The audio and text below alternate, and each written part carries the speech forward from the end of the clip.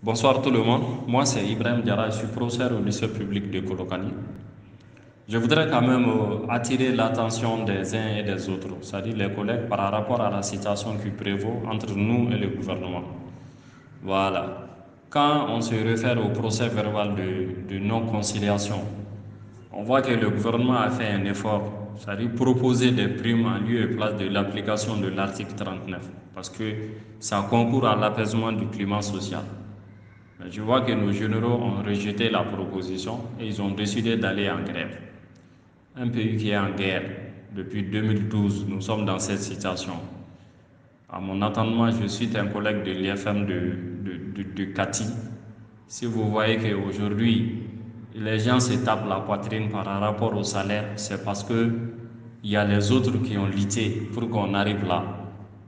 Tous les salaires des fonctionnaires de l'État ont augmenté grâce à la lutte des enseignants.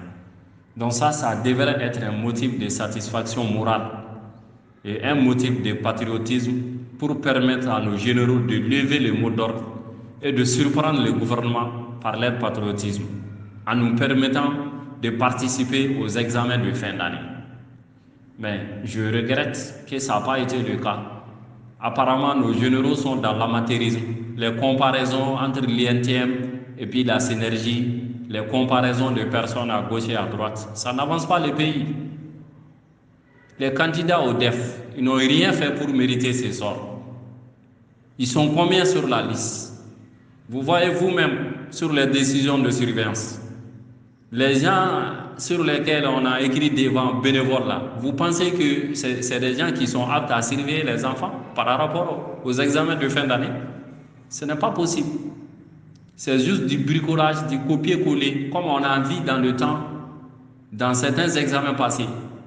Mais on a vu les résultats. Ça ne fait que reculer les pays, ça n'avance pas les pays. Voilà, disons-nous la vérité. J'appelle les généraux de la synergie, précisément Arama Fomba et ses collègues-là. Levez le mot d'ordre. Levez le mot d'ordre et appelez vos collègues à participer aux examens de fin d'année et à la correction et à la surveillance. Voilà. On doit mettre le pays au-dessus de nos intérêts individuels et égoïstes. Merci, bonsoir.